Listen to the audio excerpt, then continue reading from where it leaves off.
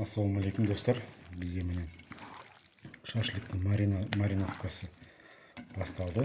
Бүгін айт құтты болсын. Осындай приправа для шашлыка, для ребрышек қосамыз.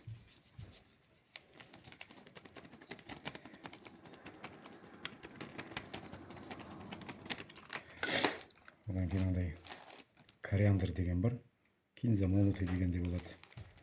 Бұдан да қосамыз. Бұл өте күшті дәмдеуіштің бірі. Кориандр. Енді бұл шашлықтың дәмі керемет болады. Өзім осы приправаларды қолданам. Әдемі шығады, құдай қаласа. Кешкісін пісіріп жатқан кезін салатын болам. Құйрық қазір енді алып келеміз базардан. Пока ет мариноваться етіле береді.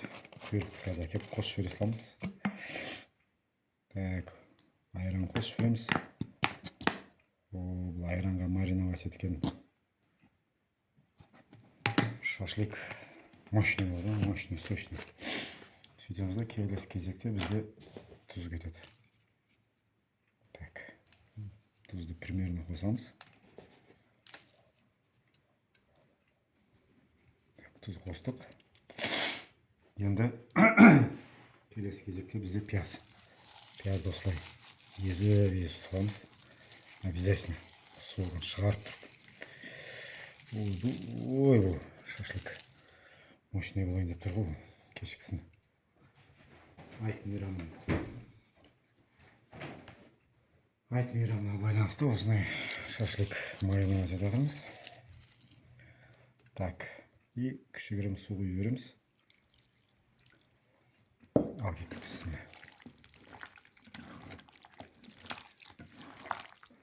Маринадтың приправаларын иісін айта алмадым.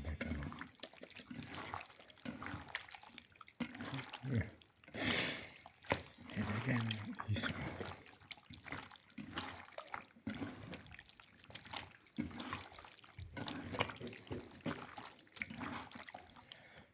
Шамал суы жүйік болады екен.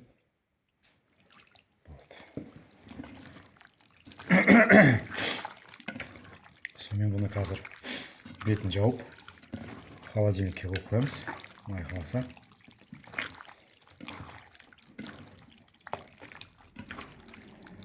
Дәмі мощный болады. Иісінің өзі қазір ұрып тұр ғой иісі. Не деген мощный иіс бар. Тұзы сәл аздау екен. Тұз қосып жібереміз.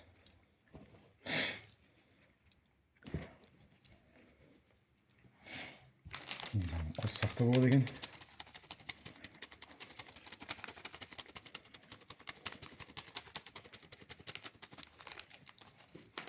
Сонымен екіншісінде аша саламыз.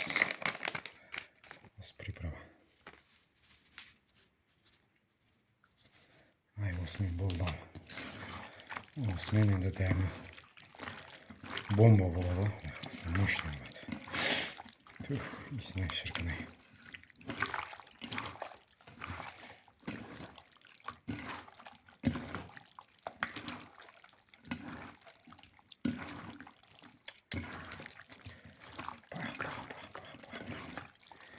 Еткен шашлык болып жатыр десеңші, не деген шашлык.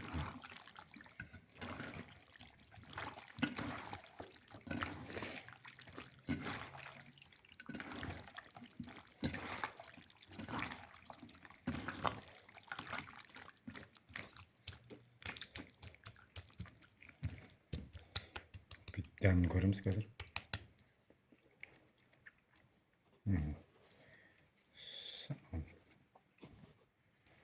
Болды.